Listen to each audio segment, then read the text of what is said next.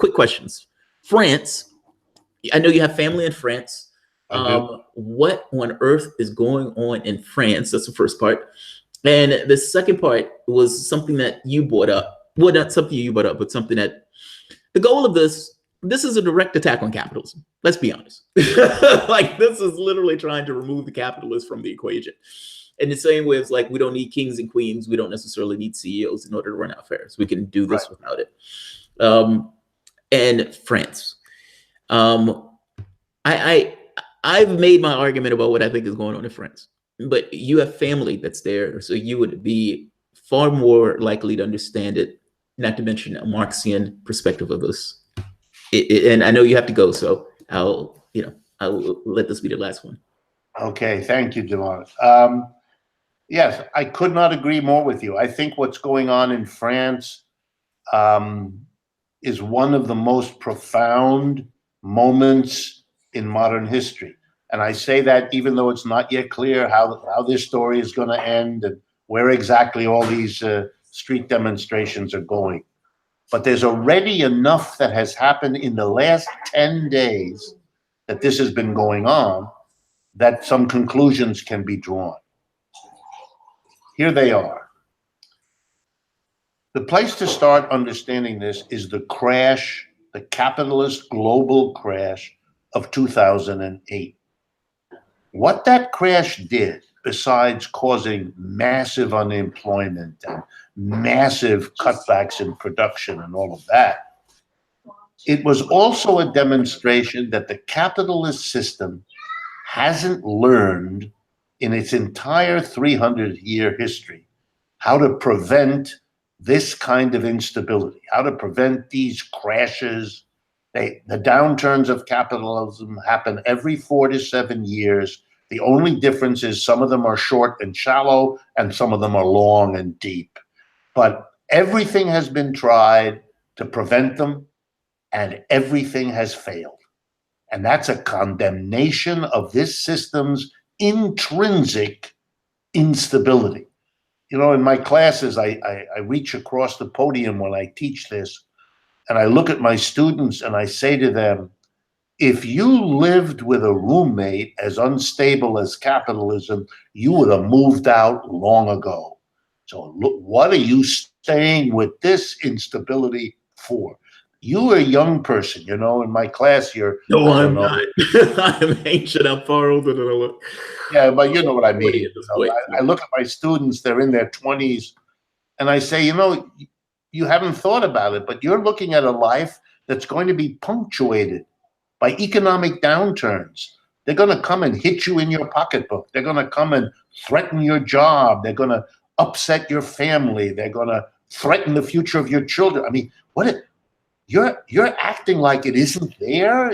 What a brilliant ideological training that you aren't already angry and upset by what you're being faced with here. Well, here's what happened. The people of the world, some more, some less, got a lesson, a kind of reminder, if you like, that capitalism is deeply unstable. That would have been bad enough. But then they saw something else very stark. The capitalists of the world, the big bankers, the big corporations, who were mostly responsible for the speculation and the bubble that burst in 2008, ran to the government, the kind of government they denounced as being inefficient and who needs them, and we'll get the government off our back. Yeah, well, now that you made a mess of the world economy, you know where you're all running in your jet airplanes? You're running to Washington, New York, and Paris, and London, and you're on your knees begging for huge bailouts in which the people's tax money is going to be used by these governments that you're controlling to bail you out of the mess you made. And the world watched as the governments, one after the other, did exactly what they were told. Gave out vast amounts of money in the trillions of dollars to bail out the banks. Do you think bail out the, what? I was going to ask, do you think they should have done that? I just wanted to interrupt for that point, because you're making a really good point. Do you think they should have bailed him out, or do you think they should have let him go bust? Well, you know, it's not the only either or. You could bail them out, and you could put a condition on. Give you an example. You could have bailed out General Motors, which the United States government did. I don't know if your listeners and viewers are aware. In 2008 and 9, but mostly in 2009, the Obama government gave General Motors $50 billion. Wow. To this day that we're here, that I'm talking to you, General Motors has paid back $40 billion. So we, the taxpayers, are out $10 billion. We bailed out General Motors, but there were no conditions. In other words, we didn't say, we're going to bail you out. We're going to keep you alive as a corporation. But if what we do for you helps you recover, you've got to promise not to lay people off. You've got to promise to pay big taxes. You've got to do it. We gave him nothing, no condition at all, which is why it's so ironic that 2 weeks ago, General Motors gave its workers a Christmas present. 15,000 of them were going to lose their job. Yeah. So we get to bail them out. They get to fire us. There's something wrong with this story. So yeah, we can bail them out, maybe, but we have to make conditions. No conditions were put. They were given carte blanche. We bailed, and the world watched it.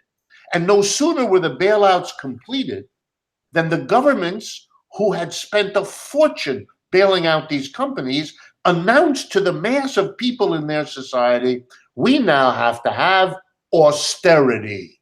You see, we borrowed a lot of money to bail out these banks and corporations. That puts the government in a big debt because we borrowed all the money, and we got to pay that debt back. So we can't provide you with supports, public services of all kinds. We're going to have to cut them back. We're going to have to lay off public employees because we have to recover from the crisis. Whoa, the richest people got the bailout and all the rest of us got austerity.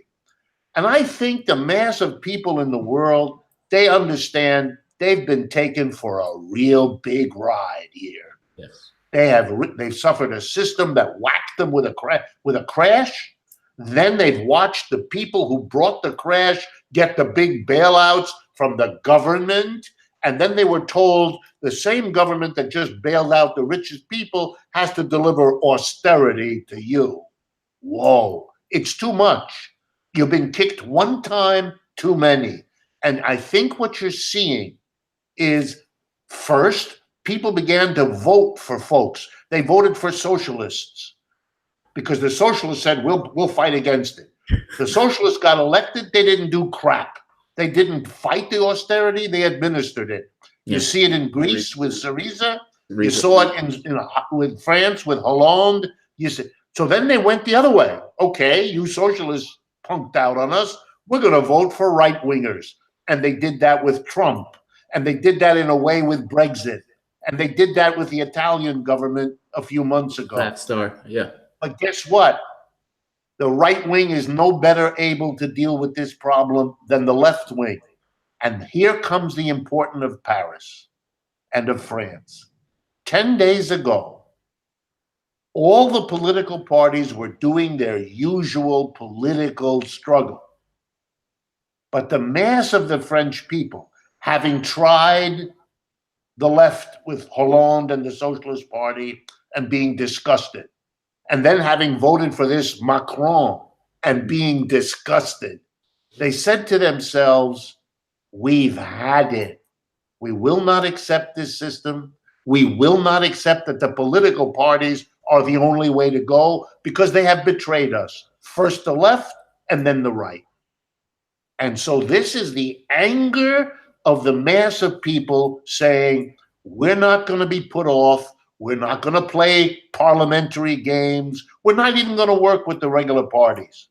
We're going to go into the street and we're going to tell the people who run this society, you either change or nothing is going to happen here. There's not going to be any truck in the road. There's not going to be any gas in your tank. It's over, Jackson, because in the end, the people have the power. They always did, but they weren't ready to make the fight. And as has happened now several times, the country that leads the way is the French. They get out in the street. They understand where the political game ends and what their own responsibility is. So using Facebook and Twitter and WhatsApp and all the others, they are talking to each other, left-wingers, right-wingers, people who haven't been political at all. They're wearing those yellow jackets that are required in the French law. If you have a car, you have to keep one of those jackets in the trunk. So everybody has a yellow jacket, perfect uniform. They're in the street, and they're saying to everybody, we're going to make the change that everybody else promised but didn't deliver, which is why the public polling in France indicates that between 70 and 80% of the French people support these street actions. Yeah. And this is going to change everything.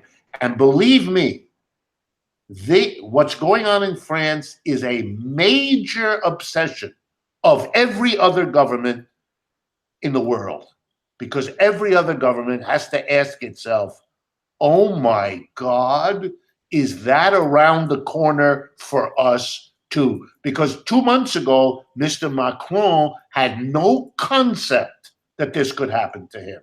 1 month ago, he didn't. Yeah. So everybody else is like Macron.